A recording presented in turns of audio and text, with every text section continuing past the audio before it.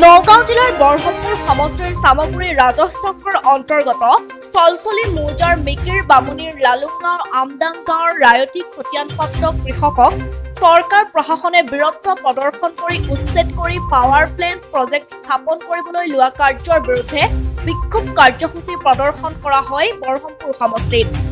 উল্লেখ্য যে অসম চৰকাৰৰ অনুমোদন সাপেক্ষে এপিডিচিএলৰ জৰিয়তে আজুৰ কোম্পানীয়ে বৰহমপুৰ হায়ংথলৰ নিকটৱৰ্তী আমডাঙা গাঁৱত সৌৰ শক্তিৰে বিদ্যুৎ বিতৰণৰ এক ব্যয়বহুল প্ৰকল্প নিৰ্মাণৰ কাম পুনৰ উদ্যমেৰে চলাই আহিছে। কিন্তু এনে কাৰ্যত অসন্তুষ্ট হৈ দখল কৰি থকা বামুণী হায়ংথলৰ একাংশ লোকে ন্যায়ালয়ৰ কাষ চাপিছে। ইয়াৰ পৰিপ্ৰেক্ষিততে আজি নিখিল ভাৰত কৃষক সভাৰ উদ্যোগত অনুষ্ঠিত হয় এক গুৰুত্বপূৰ্ণ সভা। সভাৰ মূল বিষয় হ'ল কৃষকক উচ্ছেদ বন্ধ কৰা, কৃষক শ্ৰমিক বিৰোধী আইনসমূহ প্ৰত্যাহাৰ কৰা, নগাঁও আৰু কাছাৰ কাগজ কল দুটা পুনৰ জীৱিত কৰা, লগতে ৰাজ্যখনত সংঘটিত হোৱা ব্যাগুম এছআই নিযুক্তি কেলেংকাৰীৰ ন্যায়িক তদন্ত।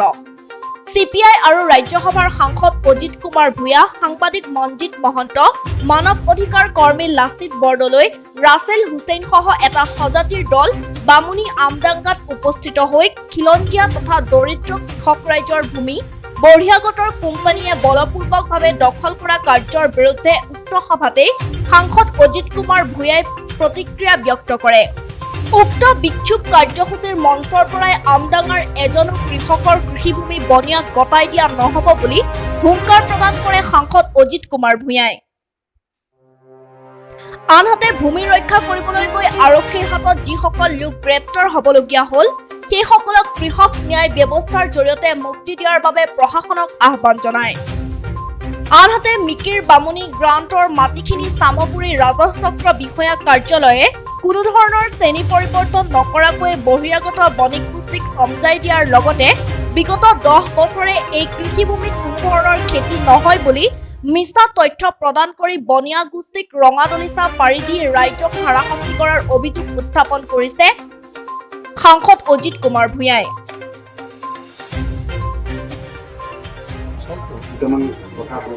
আজি যুগ যুগ ধৰি ইয়াত বসবাস কৰা, ইয়াৰ ভূমিত খেতি বাতি কৰা খিলঞ্জীয়া যিসকল মানুহ আছে, কৃষক আছে, তেওঁলোকক এটা বহিৰাগত কোম্পানীৰ স্বাৰ্থত তেওঁলোকক উচ্ছেদ কৰিব খোজা হৈছে। গতিকে অতি দুৰ্ভাগ্যজনক কথা। আৰু এইখন চৰকাৰে এতিয়ালৈকে যিমান সিদ্ধান্ত লৈছে সকলোবোৰ খিলঞ্জীয়া। আজি গহপুৰত মিচিং সমাজক উচ্ছেদ কৰা হৈছে, বিভিন্ন ঠাইত এনেধৰণৰ উচ্ছেদ কৰা হৈছে খিলঞ্জীয়া মানুহক। গতিকে ইয়াতো যেতিয়া খবৰ পালোঁ মই যে এনেধৰণৰ এটা ষড়যন্ত্ৰ চলিছে আৰু ইয়াৰ চাৰ্কেল অফিচাৰে ৰিপৰ্ট দিছে যে এই অঞ্চলত খেতি নহয় আৰু ইয়াৰ মানুহে ধান খেতি নকৰে, তেওঁলোকে ভয়ংকৰ কথা কি হ'ব পাৰে, তেওঁলোকক কোনে শাস্তি দিব? তেওঁলোকে এনেকুৱা এটা হ্ৰাস কৰিব পাৰিছে এইকাৰণেই যে বিজেপি চৰকাৰখনে ইতিমধ্যে জাতি মাটি ভেটিৰ নামত কলংক আনিছে, খিলঞ্জীয়া মানুহৰ বিৰুদ্ধে অৱস্থান গ্ৰহণ কৰিছে।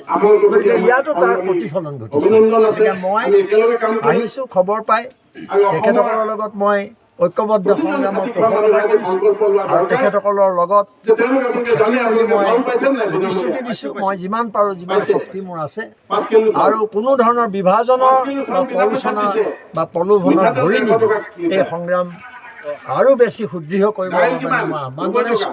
আৰু এই অঞ্চলৰ আৰু মই আশা কৰিছোঁ যে আপোনালোকে ইমান দিনে জাতীয় সমস্যাত মাত মাতি আহিছে সংবাদ মাধ্যমে, সেই সংবাদ মাধ্যমে যাতে এই দুৰ্ভগীয়া দৰিদ্ৰ এই কৃষকসকলৰ স্বাৰ্থত আপোনালোকে যাতে বিভিন্ন প্ৰতিবেদন প্ৰকাশ কৰে আৰু যিটো কোম্পানীৰ স্বাৰ্থত আজি এই কাম কৰিছে আৰু তেওঁলোকে যি ধৰণে দিছপুৰীয়াসকলক ইয়াৰ প্ৰশাসনক কিনি লৈছে, তেওঁলোকৰ আপোনালোকে ষড়যন্ত্ৰটো ফাদিল কৰি দিব লাগে।